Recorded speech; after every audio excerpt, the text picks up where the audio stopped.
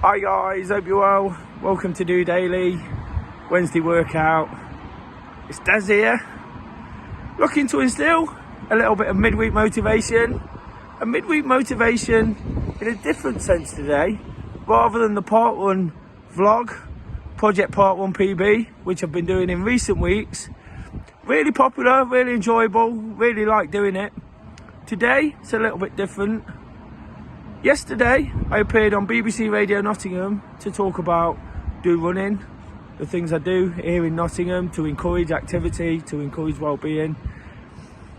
And it was the first time I've really got a chance to speak about that. Whilst I've appeared on the radio before, yesterday was specifically about DOrunning, and like I say, those things in the past, it's been about certain projects, specific projects we've been looking to fundraise. So it was nice to get a chance to explain. Really good chat about DOrunning itself, but also about mental health and the impact it's had on me, DOrunning, and also getting into running and enjoying the things I do DOdaily as well. So I thought it'd be a great opportunity for you guys to listen to that back, see what you think, let me know. If you enjoy it, please give it a thumbs up, please like, and of course do subscribe if you're new to the channel.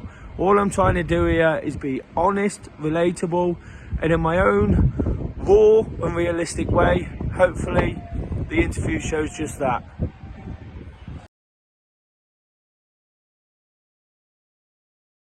I wanted to talk about something that has been big for me over the last couple of weeks, and it's something that I really wanted to put a focus on. And I wanted to put a focus on mental health. I wanted to put a focus on not talking about mental health as such, but talking about the ways people deal with it, the ways people can find releases, the ways in which people can talk to one another or be part of a group with one another that can really make a difference. Now, I want you to cast your mind back to 2019. That's right, pre-pandemic. It's really hard to think about life before the pandemic. I mean, I got this job in 2019, and then a couple of months later, the world completely changed. Now, Des decided in 2019 to put together a club called DOrunning. And granted, it's had its challenges because it started in 2019, and nearly everything that started in 2019 has had its challenges. But it's still going, it's going strong. And to tell us more about it and why he set it up, Des is here in the studio. So Des, first of all, DOrunning, what is it? DOrunning is pretty much like a conventional running club. People come along to group sessions 3 times a week, one in the city centre, 2 at Trent Bridge, and they can get involved to the ability that they're capable of. Unlike the conventional running clubs, we welcome absolutely all abilities, from beginners right through to experienced runners. People tend to enjoy the social side of what we do. I've got a real focus on mental health. My running journey kind of started after a bad period in my life. Not as bad as some people have had it, but I decided I was going to make some changes, lose some weight, get a bit fitter and healthier, and my mental health sort of improved alongside all those things. And then quickly after we started the group, one of the guys who really took to it actually took his own life. So from that point, and having made the journey I'd made, I could relate with this guy, although I wasn't in that position, and I wanted to build a little bit of a legacy from that. The guy was called Jamie Gibson, and when what happened, a lot of his friends and family created the Our Jamie hashtag. So I wanted to sort of push that a lot and almost make DOrunning this place where people can come along, feel comfortable, whether they want to run, walk.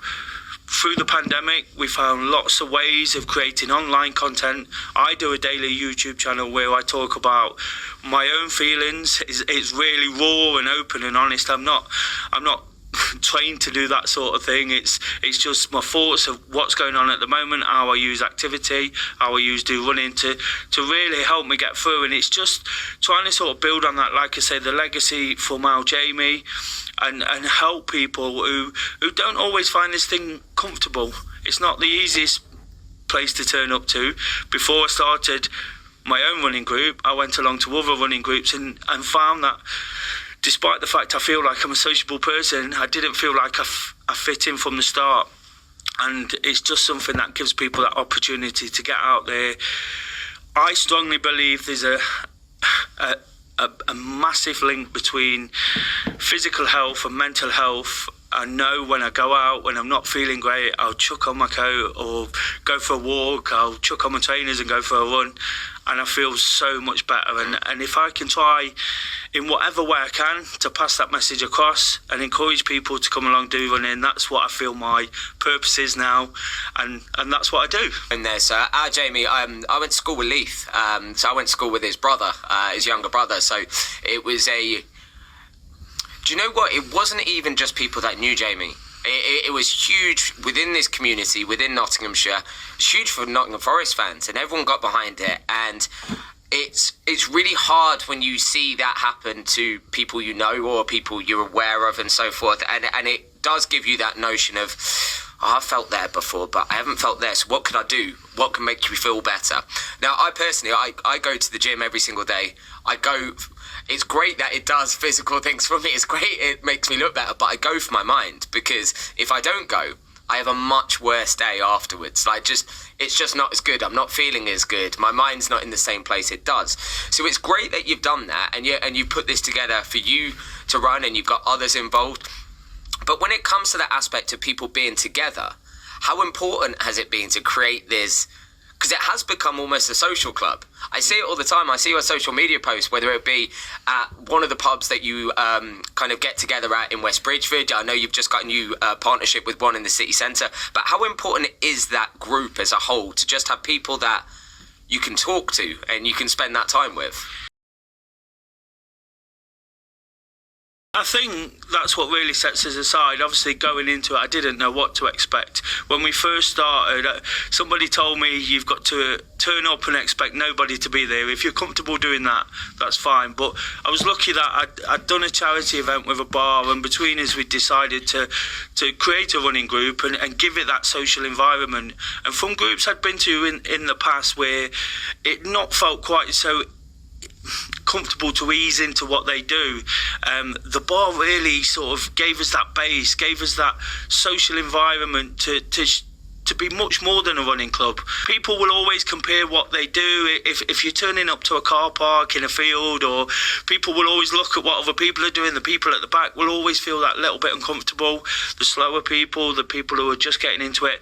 But the base gave us that real sort of social environment, and it being a bar, we got a lot of questions to start with. A running club from a bar, and my standard response pretty quickly was absolutely. It works. It just works, because people quickly forget about the running side of it, and if they've got insecurities and they're worried about the way they look, once you're in that environment, once you're meeting people, talking to people, and we've extended it a lot from just running from a bar. We spent a couple of years before we formed this new partnership in the city centre, running from Snenter Market. Just wanted to get out into the community and invite people to see what we do. But other than that, we kind of go on away days, we meet at the weekend, we go to trips away. We've been to Dublin, Milan, all these things which just bring people together. And it just really helps people feel at ease and feel like they can enjoy the running side of it, enjoy the activity, the walking, anything that's put there, but also just enjoy other people's company. And there's lots of people across various age range, different ethnic minorities, people who are different shapes and sizes, who just come in and just think, I like this. Yeah. I like this. And that's going to be a great feeling. Now, Des, there is plenty more I want to speak to you about, okay? Because aside from running, there was a post I saw you make on social media where you were talking about you can put stuff out there every single day, and sometimes you might get one comment or you might get one person, and people don't really realise that kind of throwaway comment someone might make, you just go, all right, that gets to me a little bit. And just overcoming those things and barriers, I think is a really important thing to talk about. So we'll do that next. And also, don't worry, we're going to talk about your beloved and my beloved Nottingham Forest, because we're having a great time at the moment. But just before we do that, and before we go into some music, if anyone wants to get in touch with Do Running, take part, get involved, where do they go? What do they do? So we've got a website, www.dorunning.org.uk. We've got lots of social media. I try and use it as much as I can. Being a community interest company and looking at cost and things, social media is the most effective way of getting the message out. We try and highlight what we're doing. People can have a look. We tend to get people looking and saying, I've seen your post, just like you are, Arun. And then they can find us just by searching DOrunning. There's a closed members group where people post runs and feel comfortable with, and then there's the DOrunning events page on Facebook, and we're on Instagram and Twitter too. Right now we're talking about DOrunning. Des Oldham's with me, and we've talked about DOrunning. He put together this club. It's a running club. It's a little bit different from the norm. It's to get people of all abilities involved, and there's a massive social side to it. But one of the reasons he started it was for his own mental health, and we have talked about mental health an awful lot on this show recently. And what I wanted to talk about in this part with Des was, Des, you post a blog every single day, okay? Posting anything on any day is so hard these days, okay? For every bit of good anyone can do, there's always someone or some people that are willing to go, why are you doing that? And you're going, well, hold on, what? And it gets confusing, it gets horrible, and it's a really hard kind of mindset to have, to go, no, I'm going to continue to do this on a daily basis. I don't really care what you think, and I'm going to do it. So how have you dealt with, because I know you've had it, you've talked about it, but how have you gone from going, right, okay, I'm just going for a walk and trying to do some good, just trying to make people, and if anything, one person feel better, then you've succeeded, right? And you get something negative back. So how does that make you feel? It depends, doesn't it? A lot of the time, how you use the activity and the exercise, and it might be to push something like that off. You know, it might be to get that sort of out of your mind and try and forget about it. But the best thing you can almost do is forget about it as quickly as possible, and just realise why you do it. I've got genuine reasons. I know I have genuine reasons for setting up a running group, putting some focus onto mental health, doing a vlog.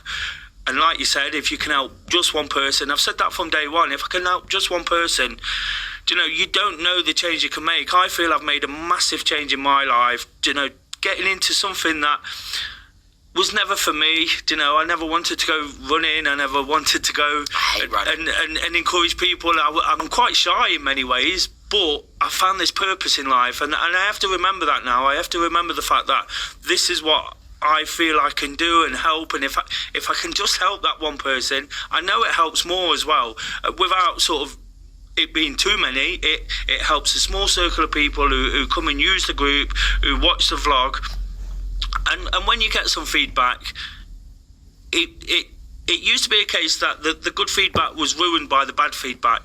Now, when I get the good feedback, do you know, I'm not ashamed to share it, show it again, do you know, because it's just so important that we share positive vibes and enthusiasm for what we do. And two words I use a lot through the vlog are positivity and enthusiasm.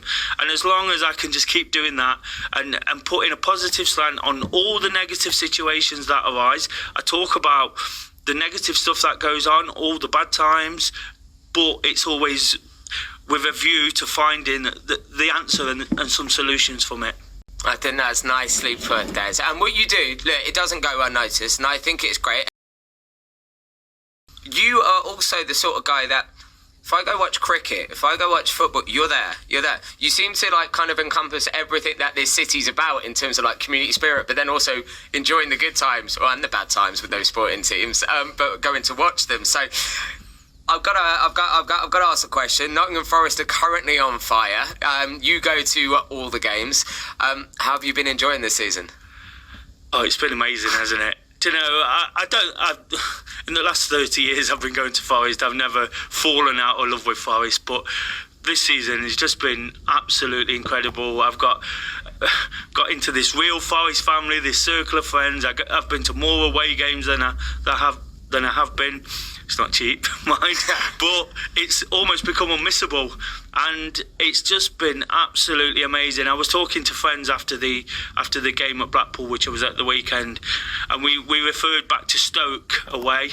It was the last game before, one of the last games before Chris Hughton got the sack, and it was just so dire. It was we didn't know if we could keep doing it, and then since Steve Cooper's come in, he's just took us on this ride, which none of us can believe, can we? And like you say, the city is up here. I was at the game last night, the Youth Cup semi-final, and the crowd was amazing, and there was atmosphere, and they blasted out. I just can't get enough at the end. It's almost like the club has just all become one again, and the people in the city, and you talk to people and you see the shirts again. It's a big thing as well, isn't it? We don't want to see Man United and Liverpool shirts. Yeah. We want Forest shirts. I've got to ask the question, Des. I'm putting you on the spot. You're live on BBC Radio Nottingham. Is Forest doing it this year? They're doing it. I like They're that. absolutely doing it. Des Oldham, thank you very much.